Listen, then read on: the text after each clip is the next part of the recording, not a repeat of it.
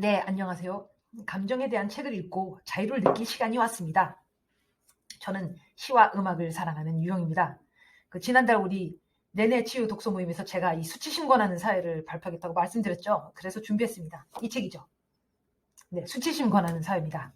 우리 내 마음의 내비게이션 내내 치유 독서 모임을 통해서 그동안 많은 감정에 대한 책들을 다뤄봤는데요. 이번에는 수치심에 관련된 책을 저희 켈리 선생님께서 큐레이션 해주셨더라고요. 그래서 저희 이 수치심 권하는 사회라는 책을 통해서요. 우리 내내 치유 독서 모임 여러분들과 자유를 느끼면서 같이 유영하고 싶습니다. 네, 오늘 나눌 내용은 바로 이 수치심이죠. 이 하고 많은 감정 중에 왜 수치심일까요? 왜냐면요, 우리는요, 두려움이나 분노 같은 감정에 대해서는 비교적 자유롭게 얘기를 합니다. 실제로 또 그 감정을 쉽게 표출하기도 해요. 하지만 수치심에 대해서는 사람들이 잘 말하지 않습니다. 근데 이 수치심 뿐이겠어요. 우리는요, 자신의 감정이라는 거를 잘 몰라요. 혹시 자신의 마음속에 이 꿈틀거리는 이 감정을 정확하게 뭐다 라고 표현하실 수 있으신가요? 저는요, 1년 정도 감정일기라는 것을 쓰고 이제 상담 전문 선생님한테 피드백을 받고 있는데요. 제가 1년 동안 그 감정일기 쓰면서 제일 훈련을 많이 받는 게 알아차리라는 거예요. 내 감정이 무엇인지 알아차리라는 건데요. 그 알아차린다는 것 자체가 어려워요. 자신의 감정이 정확히 뭔지 표현하려면 알아차려야겠죠. 알아차리고 표현하는 거 이게 아주 힘듭니다. 그런데 이렇게 알아차리기도 힘든 그런 감정들 중에서 수치심이라는 게 가장 그 감정의 힘이 강한 감정인데 또 그 힘에 비해서 자신이 그것을 수치심이라고 인지하기가 아주 힘든다는 거죠. 그래서 이 저자가 이렇게 강력한 힘에 비해서 인지하기가 어려운 수치심이라는 거에 대해서 내가 연구할 만한 가치가 있다라고 해서 이렇게 책을 냈다고 합니다. 저자가 여러 상담 케이스를 들어서 우리가 수치심의 노예가 되지 않는 법, 그리고 또 타인을 수치심에 빠뜨리지 않는 법, 그리고 또한 수치심을 일으키는 사회 문화에 대해서 우리가 스스로 자유로울 수 있는 여러 가지 방법론들을 제시하고 있습니다. 자, 그럼 가볼게요. 먼저 책의 전체적인 내용은요. 수치심이 뭐냐? 그다음에 두 번째로 이 수치심의 감정을 컨트롤할 수 있는 수치심 회복 탄력성에 대한 내용이 나오고요. 그 수치심 회복 탄력성을 높이기 위한 훈련법들을 제시하고 있습니다. 마지막으로 그 훈련법을 적용해서 내 삶에 어떤 변화가 일어날 수 있냐. 네, 이렇게 내용이 되고요. 먼저 수치심이라는 것에 대해서 알아볼게요. 수치심은 소리 없이 나를 공격하는 감정입니다. 수치심은요. 내가 어떤 결점이 있어요. 그 결점으로 인해서 사람들한테 거부당하고 소속될 가치가 없다라고 스스로 그렇게 믿으면서 고통을 느끼는 그런 경험이라고 합니다. 저자가 이렇게 정의를 했어요. 수치심의 정의요. 이렇게 스스로 가치가 없다고 믿고 그렇게 또 믿게끔 사회가 만들고 친구가 그렇게 만들고 부모가 자식이 그렇게 나를 만드는 거죠. 그렇게 믿은 나는 죄가 없어요. 단지 힘이 없을 뿐입니다. 수치심을 회복하는 그런 탄력성이 없을 뿐인 거죠. 그래서 갈게요. 그래서 수치심에 대해서 좀 더 자세히 알아볼 텐데요. 다른 감정과 어떻게 다른가? 흔히들 수치심과 가장 혼동되는 그런 감정은요, 죄책감입니다. 안타깝게도요, 이런 혼동이 언어, 그냥 용어의 혼동을 뛰어넘어서 완전 헷갈려요. 근데 이 헷갈린 게 어때? 죄책감이나 수치심이나 그거 아니야? 라고 할 수 있겠지만요. 수치심은요, 자기가 그 수치심을 통해서 변화할 수 있다고 착각하게 만듭니다. 스스로 수치심을 느껴서 이 수치심이 나를 바꿀 수 있다. 라고 착각하고요. 또는 상대방, 이게 더 위험한 거예요. 상대방한테 수치심을 줘서 상대방이 그 수치심으로 인해서 바뀔 수 있다라고 생각하는 거죠. 이런 시도들은요. 부모가 자녀에게 또는 부부 사이에 이런 시도들이 일어나는 거죠. 그래서 이 두 감정의 차이를 이해하지 못하는 게 아주 중요하다는 거죠. 이해하지 못한다는 게 또 힘든 거고요. 자, 좀 자세히 알아볼게요. 이 죄책감은요. 긍정적인 변화를 일으킵니다.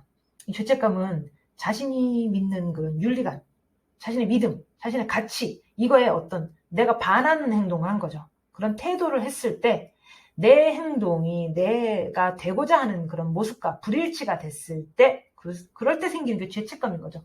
이 소크라테스 형님이 말하신 그 지행합일, 이게 안 되는 거죠. 이렇게 지행합일이 되지 않았을 때 생기는 죄책감이다. 그래서 우리가 이 철학 공부를 해야 되고 또 인문학적 소양을 갖춰야 되는 게 아닌가 하는 생각이 듭니다. 누구나 실수할 수 있고 나쁜 행동할 수 있어요.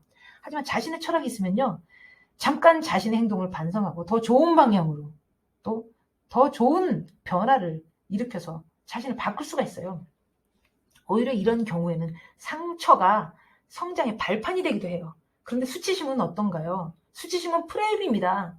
내가 뭘 했냐라는 그런 행동보다 내가 어떤 사람이냐라는 데 프레임이 맞춰져 있어요. 그래서 나를 그 프레임에 넣는 거죠. 나는 나쁜 사람, 나는 거짓말쟁이, 나는 쓸모없는 존재야 라고 그 프레임에 나를 가두게 됩니다. 그러면 그 갇힌 나는요, 변화가 일어나지 않습니다. 수치심은요, 오히려 더 나쁜 행동을 부추기거나 아예 아무것도 하지 못하게 그냥 숨게 만들어요. 이 그림에서 보면요, 이 빨간 옷을 입으신 분은요, 이 차를 어떻게 하려는 이런 나쁜 행동을 했죠. 자신의 이 행동이 자신의 철학과 또는 자신의 윤리관과 맞지 않는다는 것을 생각하고서 자신의 행동에 대해서 죄책감을 느끼고 앞으로 이러지 말아야겠다라고 하는 거고요. 이 여자분은요, 자신의 이 똑같은 행동에 대해서 나는 이런 나쁜 짓을 한 사람이야, 나는 나쁜 존재야, 나는 이런 사람이야, 거기에 초점을 맞추는 거죠. 그럼 변화가 일어나지 않게 된다는 겁니다. 자, 그럼 이런 수치심이 어떻게 생겨나는지 볼게요. 수치심 거미줄이라는 게 있습니다. 수많은 기대가 겹겹이 쌓이는 거죠. 거미줄 치듯이요. 그럼 그 기대들이 서로 경쟁하면서 겹겹이 쌓이면서 모순이 일어나게 됩니다. 우리는요, 이 모든 기대를 다 충족시키지 못해서 결국에는 철커덩 그냥 이 거미줄에 걸려서 갇히게 되는 거죠. 꼼짝없이요. 그러면 비난과 단절감에 두려워하게 됩니다. 이 잡지나 텔레비전 같은 데 보면요, 쿨하면서 날씬한 사람이 있어요. 몸무게를 신경 쓰지 않으면서 날씬한 거죠. 그러면 몸무게를 신경 쓰지 말아야 한다 라는 거미줄, 날씬해야 한다 라는 거미줄, 이 겹겹이 쌓인 거미줄에 걸리는 거죠. 또는 이런 것도 있죠. 그 잡지 같은 데서 보면 명품을 손에 들고서 있는 그대로의 나를 사랑해라 이렇게 모델이 말해요. 그러면 명품이라는 거미줄, 있는 그대로의 나라는 거미줄, 이게 양쪽에 다 걸리게 되는 겁니다. 이렇게 해서 수치심이 일어나는 거예요. 또 살을 빼야 하는데 이 건강식 케이크를 만들어요. 그럼 이 케이크를 만들다가 막 간 보다가 살이 쪄요. 이렇게 해서 또 수치심을 일으키게 되는 거죠. 거미줄에 걸리는 겁니다. 또 건강하고 날씬한 몸매를 만드세요. 이런 말이 있어요. 이게 가능합니까? 건강하면서 날씬한 거는 가능하지 않고 너무 마른 거는 또 아픈 거 아닌가요? 이런 모순이 있어요. 매스컴을 통해서 이렇게 강요받는 끄달림이 아니라 자신의 진짜 힘, 자신의 판단에 따라서 생각하고 살아가야 될 힘을 찾아야 되는 거죠. 그럼 이 거미줄에 걸리지 않으려면 수치심 회복 탄력성을 키워야 합니다. 바로 이거죠. 수치심 회복 탄력성이라는 건요, 수치심을 느낄 때 그 감정을 인식하고 수치심을 일으킨 경험을 통해서 내가 성장할 수 있다. 그 경험을 통해서 내가 성장할 수 있다라고 믿는 능력입니다. 수치심을 느끼지 않고 사는 거 불가능해요. 어떻게 수치심을 느끼지 않아요? 사회생활하는데. 이거 안 느끼려면 산으로 가야죠. 나는 자연인이다 하고 살아야 되는 거죠. 자연에게서는 수치심을 느끼지 않겠죠? 수치심을 일단 느끼지만, 어쩔 수 없이 느끼지만 그걸 얼마나 빨리 회복하느냐, 얼마나 빨리 치유하느냐, 이게 중요하다는 거죠. 그래서 저자는 수치심의 가장 강력한 치유 방법으로 공감을 들고 있습니다. 수치심 회복 탄력성을 높이는 것이 바로 이 공감입니다. 공감은요, 공감을 받고 싶은 욕구만 말하는 게 아니고요. 결국은 공감을 통해서 나 자신이 치유되고요. 나 자신의 회복 탄력성이 높아지는 건데, 또 그럼으로 인해서 내가 아닌 또 다른 사람에게도 또 공감할 수 있는 능력이 또 향상되는 거죠. 그래서 공감은 무엇을 통해서 느끼게 되는 걸까요? 눈빛 교환? 근데 이거 눈빛 교환은 좀 느끼기 힘들어요. 눈빛을 통해서도 공감을 느낄 수는 있는데 주로 이제 말이죠. 우리 사피엔스들은 말을 해야 됩니다. 스토리가 있어야 되는 거죠. 그러면 말하는 목소리가 있어야 되고요. 그것을 들어주는 귀가 있어야 되는 겁니다. 그 이야기를 통해서 그들의 관계가 발전하고 공감이 일어나고 치유가 일어나게 되는 거죠. 근데 이 치유의 역사 속에서요, 말하는 목소리를 위해서는 용기가 필요한, 그리고 듣는 귀를 위해서는 연민의 마음이 필요한 겁니다. 용기는요, 자신의 이야기를 하는 겁니다. 용기 있게요. 근데 이거 간단치가 않아요. 사람들은 이렇게 말하죠. 그냥 털어놔. 마음속에 있는 걸 그냥 일단 말해봐. 하지만요, 우리 그렇게 하지 못해요. 내 마음에 두려움이 있기 때문에. 털어놨다가 말했다가 이 사람이 하는 두려움이 있는 거죠. 이 현실적인 그 위험, 그다음에 원치 않는 결과, 뭐 이런 게 따라올까봐 이 두려움이 있어요. 그래서 용기가 필요한 겁니다. 용기를 키우기 위해서는 또 노력을 해야 돼요. 이게 제가 항상 그 영어라는 자유와도 연결이 되는 건데요. 용기가 생기면요, 미움받을 용기, 이런 책도 있었죠. 용기가 생기면요, 모든 끄달림에서 자유를 얻습니다. 그리고 이 책에서처럼, 우리 수치심 권하는 사회 이 책에서처럼요, 또 공감을 얻을 수 있게 되는 거죠. 용기 있는 자만이 공감을 얻고, 또 수치심 회복 탄력성에 다가갈 수 있는 기회를 얻게 되는 겁니다. 근데 이 용기가 없으면요, 공감도 없고 수치심 회복 탄력성에 다가갈 수 있는 기회도 사라진다고 합니다. 연민은요, 또 방금 말한 그 공감을 위한 의지라고 합니다. 공감을 위해서 이런 의지가 필요하다고 해요. 상대방에게 귀를 기울여 주는 것. 상대방이 용기가 부족해서 이야기를 나눌 준비가 되어 있지 않는 거예요. 상대방이 두려움에 빠져 있어서요. 또는 상대방이 슬퍼하고 있어서요. 그러면 내가 이 공감의 의지로, 연민의 마음으로 함께 있어주는 거죠. 그 옆에서요. 그럼으로써 같이 공감이 되고 치유가 일어나는 거죠. 그런데 이 연민이라는 게요, 치유를 시켜주는 사람 또는 상처받은 사람, 이런 사람들만의 관계에서만 일어나는 건 아니고요. 동등한 존재에서도 일어난다고 합니다. 연민을 위해서는요, 자신의 어두운 면을 잘 아는 사람이 연민을 할 수 있는 능력이 있다고 합니다. 자신의 어두운 면을 통해서 상대방의 어두운 면을 같이 느끼고 열 수 있는 거죠. 세상에 완벽한 인간이 어디 있습니까? 완벽한 인간이 세상에 없기에 모든 인간은 다 연민을 실천할 수 있습니다. 이 실천은요, 지속적으로 하게 되면 그게 바로 헌신입니다. 우리는요, 헌신적으로 연민을 펼쳐야 하겠죠. 이런 공감을 방해하는 게 있습니다. 바로 동정입니다. 우리가 연민과 많이 혼동을 일으키는 이 동정심, 공감을 방해합니다. 연민과 착각하는 이 동정심이라는 건요, 나는 여기, 너는 거기. 나는 그런 일을 당할 사람이 아니야. 너를 불쌍하게 여기고 네가 당한 일을 나도 슬프게 생각해. 하지만 나는 그런 일을 당할 사람이 아니야. 라고 느끼는 게 바로 동정심이죠. 그리고 또 이런 마음이죠. 너한테 그런 일이 일어난 게 참 마음이 아파. 하지만 난 너랑 달라. 이런 게 바로 동정심입니다. 대화하다 보면요, 이런 걸 느껴요. 상대방이 말하는 본인만 이게 그냥 동정이 아니고 연민이라고 본인이 착각하는 거죠. 이런 동정을 바라는 마음이 또 있죠. 이 책의 저자는요, 그 동정을 바라는 사람한테 조종당하고 이용당하는 기분이 든 적이 있다고 해요. 그런데 말이죠, 저는요, 이런 경험이 있습니다. 반대로 저는 타인에게 이런 동정을 바란 적이 있어요. 날 좀 동정해줘. 어떤 건지 이 책에 예시가 있습니다. 이런 거라고 합니다. 야, 부담감이 얼마나 심한 줄 알아? 너 모를 거야. 네 업무랑 비교도 안 돼. 또 이런 거죠. 야, 내가 지금 하고 있는 일이 얼마나 중요한지 아니? 그러니까 날 좀 불쌍히 여겨달란 말이야. 이런 마음이 무의식적으로 일어난다는 거예요. 생각도 못한 사이에 자기 마음속에서 이런 동정을 바라는 마음이 일어난다는 거죠. 그런데 죽을 때까지 그게 동정이었다는 걸 모르고, 내가 상대방한테 동정심을 바란 거였다라는 걸 모르고 죽을 수도 있어요. 내가 힘든 일이 있었을 때 혹시 주변 사람들한테 이런 동정을 바란 적 있으신가요? 자신이 이 동정을 구걸했다는 거를 알아차렸다면요, 이 동정이 아닌 정말 내가 원하는 게 뭔지, 그것을 좀 깊이 좀 생각하고 성찰할 필요가 있겠죠. 이거는 제 얘기입니다. 네, 그 다음에 공감을 방해하는 또 하나가 있어요. 더 강력한 폐 내밀기. 이건 뭐냐? 더 강력한 폐를 내미는 겁니다. 뭔지 한번 볼게요. 용기를 내서 내가 상대방한테 말했는데 상대방이 이렇게 말하는 거예요. 더 힘들었다고. 내가 너보다 더 힘들다고. 이게 더 강력한 폐죠. 이런 거 경험 아마 많이 있으실 거예요. 뭐 이런 겁니다. 야, 내가 더 힘들어. 또 이런 거죠. 야, 넌 결혼이라도 했지. 난 애인도 없잖아.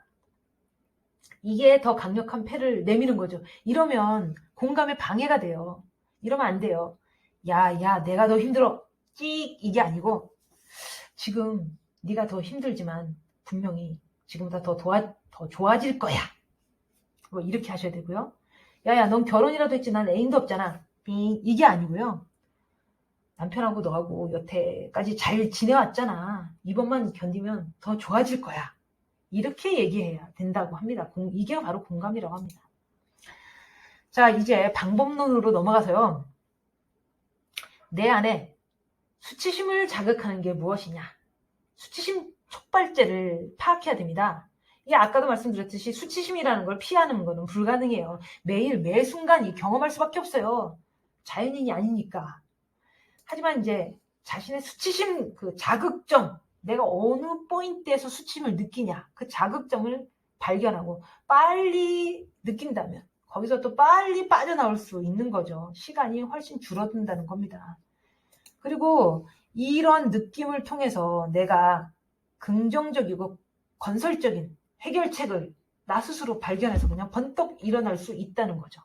그래서 수치심 촉발제를 파악하는 게 중요합니다. 그 자극점, 그 포인트, 어떤 포인트에서 내가 수치심을 느끼냐라는 것을 빨리 알아차려야 돼요. 이 개인마다 다 다릅니다. 어떤 포인트에서 내가 수치심을 느끼냐. 수치심 촉발제가 뭔지 알기 위해서 먼저 원치 않는 정체성이라는 개념을 먼저 이해하셔야 되는데요. 말 그대로 내가 원치 않았는데 사회적인 암시와 고정관념 때문에 그렇게 생기는 그 고정관념과 암시 때문에 생기는 정체성과 진짜 나와의 간격으로 인해서 생기는 수치심인 거죠. 예를 들어서 이런 겁니다. 몸이 아픈데요. 아프다고 말하면 약해 보일까봐, 나약한 인간이 되어 보이는 걸까봐 아프다고 말을 못하는 사람도 있어요. 그 사람한테는 이 아프다는 게 그 사람의 원치 않는 정체성인 거죠. 이런 일이 왜 생겼냐면요. 왜 생겼는지 알기는 참 힘들어요. 뭐 이런 겁니다.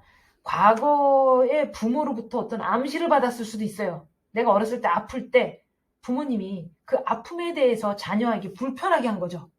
뭔지는 정확히 모르지만 또는 불편하게 하지 않았지만 내가 불편함을 느낀 거죠. 이제 그런 마음들이 모여서 원치 않는 정체성을 형성하는 거예요. 어른이 되어서요. 그렇게 자리 잡게 되는 겁니다. 원치 않는 정체성으로. 그래서 방금 첫 번째 훈련으로 수치심 촉발제를 이렇게 파악을 하는 방법을 제시했어요. 그리고 두 번째로 작가는 비판적 인식 실천하기라는 방법론을 제시하고 있어요.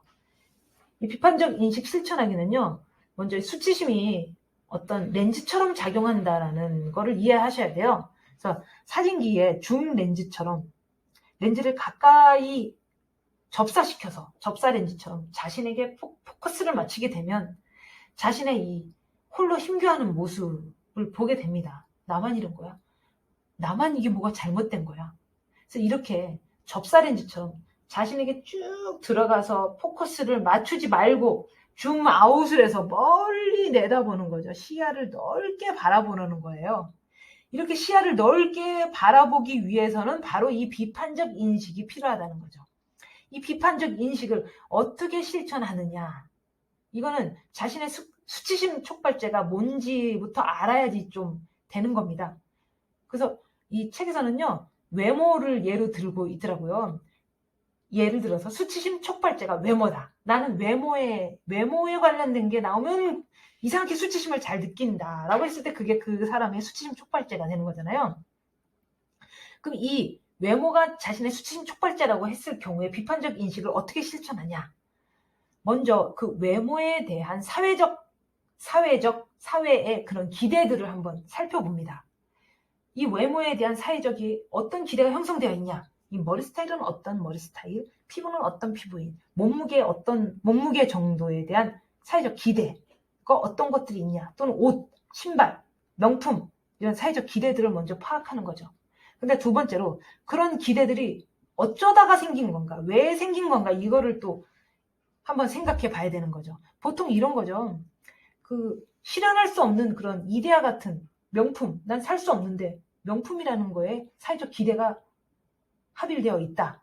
그러면 그 이데아 같은 상태를 달성하기 위해서 나의 에너지와 나의 자원, 뭐 시간, 돈 이런 거죠. 이런 거를 쓰게끔 만드는 거. 이게 왜 생겼어? 유물론적인 이런 사고는 대부분 자본주의에서 생긴 거야 라는 데까지 도달하게 되면 그런 기대는, 사회적 기대는 자본주의에 의해서 생긴 거구나 까지 판단이 되면 그런 기대가 또 어떻게 작용하는지를 또 알아보라는 거죠. 뭐 이런 식으로 작용하겠죠. 텔레비나 잡지, 미디어를 통해서 막 계속 보여주고 주입시켜주고 이런 몸매여야 돼, 이런 옷을 입어야 돼, 나도 모르는 사이에 세뇌가 되었다. 그래서 나는 그런 모습이 되지 않아서 소외감과 두려움을 느꼈다. 이렇게 작용되는구나 라고 그 작용이 어떻게 되는지를 한번 또 알아보는 거죠. 그리고 또 우리가 그 작용으로 인해서 어떤 영향을 받나, 내가 그렇게 두려움을 안게 되고 소외감을 느끼는 그런 작용점에 대해서 나는 어떤 영향을 받았냐, 또는 우리는 어떤 영향을 받았나, 사회는 어떤 영향을 받았나, 이런 건 통계 자료 같은데 보면 나와 있죠. 다이어트로 인해서 섭식 장애를 앓고 있는 사람이 몇 %다. 1년에 자살하는 사람이 몇 명이다. 또는 그 미용으로 인한 수술 비용이 연간 얼마다. 뭐 이런 거는 인터넷 같은 데 찾아보면 되어 있잖아요. 그래서 우리가 그런 영향을 받고 있구나. 마지막으로 이런 영향으로 인한 이익을 누가 가져가냐. 이익은 누가 나한테 돌아오는 게 없죠. 돈만 쓰지 뭐 나한테 뭐가 오겠습니까. 회사가 가져가겠죠. 미용회사. 또는 의사가 가겠죠. 의사가 가져가겠죠. 그러면 나는 뭐냐. 이게 저자가 원한 거죠. 두려워하고 돈만 쓰고 자유를 잃고 또다시 그 쓴 돈을 벌기 위해 노예처럼 또 일하는 거 아닌가. 이렇게 비판적 인식을 실천하라는 거죠. 그래서 우리가 지금 수치심 회복 탄력성을 높이기 위한 방법론으로 뭐 수치심 촉발제 파악하는 거, 비판적 인식 실천하는 거, 뭐 이런 것들을 봤어요. 그 다음에 또 하나의 방법론이 있는데 그게 수치심 말하기, 그리고 또 손 내밀기. 이 손 내밀기는 도와달라고 하는 거죠. 뭐 부모님한테 나 이렇게 수치심 때문에 마음적으로 심적 고통을 받고 있어. 뭐 동료에게 또는 배우자에게 이렇게 말하는 거죠. 손을 내미는 방법. 그 다음에 또 수치심 말하기는 나에게 수치심을 준 사람한테 말하는 거죠. 너 때문에 내가 이런 수치심을 당했어라고 말하는 거죠. 근데 이게 말하는 방법이요. 조금 케바케인데요. 나한테 수치심을 주려는 의도가 있었냐, 그 사람이 나한테 수치심을 주려는 의도가 있었냐 또는 의도가 없었냐에 따라서 이 수치심 말하는 방법이 다르다고 해요. 상대가 나한테 수치심을 주려는 의도를 했어, 그런 의도가 있었어 라고 하면 상대의 그 의도 때문에 내가 마음이 아팠다고 말을 해야 된다고 합니다. 예를 들어서 이런 거죠. 상대가 나한테 살을 빼라고 했어요. 수치심을 느꼈어요. 그러면 이렇게 말하는 겁니다. 의도가 있었다. 나의 수치심을 주려는 의도가 있었다고 하면 당신이 나한테 살을 빼라고 말할 때마다 내가 마음이 아파. 수치심을 느껴. 넌 외모에만 관심이 있는 거야? 나를 이렇게 자존심 상하게 만들어가지고 그렇게 해서 나를 살 뺄 의도라면 나한테 통하지 않아. 너와 나 사이를 나쁘게 만들 뿐이야. 네가 살 빼라고 할 때마다 내 마음이 아파. 이렇게 수치심을 말하라고 하는 거죠. 상대방한테. 그리고 혹시 상대방이 수치심을 줄 의도는 없었어요. 그러지만 살을 빼라고 했는데 내가 수치심을 느꼈어요. 그럼 이렇게 말하라고 합니다. 나도 건강을 위해서 운동하고 식단 관리도 해요. 그런데 모두들 나를 뚱보 취급하는 느낌이 드네요. 나를 도와주기 위해서 그런 거라면요, 나를 남들과 다르게 대하는 게 오히려 그게 나를 더 외롭게 만들어요. 그러니까요, 그냥 나를 평범하게 대해주세요. 이렇게 말하라고 합니다. 이 책에 이런 여러 가지 케이스의 대화법들이 있어요. 그래서 마치 무슨 자기계발서처럼 이렇게 말했을 때 저렇게 말하고 이렇게 수치심 말하기에 대한 여러 가지 대화 방법이 있습니다. 한번 보시고요. 그래서 이렇게 이런 방법들을 통해서 수치심을 극복하고 남들의 시선과 평가로부터 자유로워지게 되는 거죠. 진짜 나를 찾는 겁니다. 자유. 어디에 있나요? 여기 있습니다. 자유. 여기 있습니다.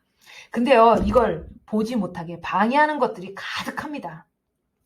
수치심이라는 게 내가 나인 거, 내가 자유인 거, 이거를 불편하게 느끼게 만들어서 진짜 나를 남들한테 보여주지 못하게 방해를 합니다. 뭐가 정상이고, 뭐가 비정상이고, 뭐가 진짜고, 뭐가 가짜인지 이게 판단하지 못하게 만들어요.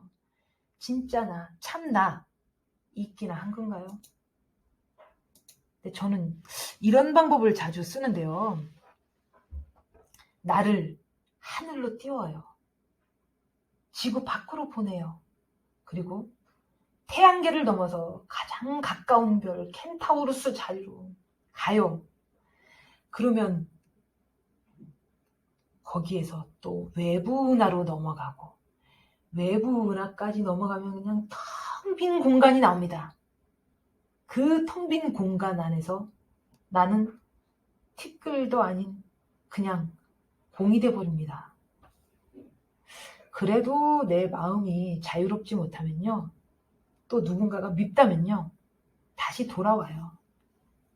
외부 은하로 다시 돌아오고 그 외부 은하에서 우리 은하로 다시 들어옵니다. 그리고 가장 가까운 별, 태양계에서 가장 가까운 켄타우루스 자리로 갔다가 다시 또 태양계에서 다시 우리 지구로 들어오죠. 지구로 들어와서요. 내 몸에서 모든 물을 뺍니다. 내 몸에서 물을 빼면요. 내 몸의 70%가 사라져요. 다시 내 몸에서요. 또 음식물을 빼요. 그러면 내 몸의 살과 근육이 사라집니다. 거기서 모든 박테리아를 뽑아보는 거죠. 그러면요. 나의 피부가 사라져요. 또 거기서 태양이 나에게 준 것들, 태양이 나에게 준 모든 것들을 빼보는 거죠. 그러면 나의 뼈가 사라집니다. 뼈가 사라짐과 동시에 내 몸이 사라져요. 그러면서 내 생각과 감정이 사라지게 됩니다. 생각과 감정이 사라지면 나의 미움이 사라집니다. 수치심이 사라지게 되는 거죠. 그러면요, 내가 없어진 건가요? 미움이 사라지고 수치심이 사라졌다고 해서 내가 없어진 건가요? 진짜 나는요, 이렇게 나를 우주로 띄우고 또 다시 사라지게 만들고 또 다시 나타나게 만들고 이렇게 하는 게 진짜 나입니다. 나를 사라지게 만들었다고 해서 내가 진짜로 없어진 건가요? 나는요, 위에서 사라졌다, 나타났다 하는 나를 바라보는 게 진짜 나입니다. 내가 외부 은하까지 갔다가 다시 지구로 돌아와서 뼈와 살이 모두 사라지는 걸, 그것을 바라보는 내가 있습니다. 그 내가 참 나입니다. 수치심을 치유하고 수치심 회복 탄력성을 높여서요. 진짜 나를 바라보고 진짜 나와 자유를 누리시길 원합니다. 오늘은 여기까지였습니다. 감사합니다.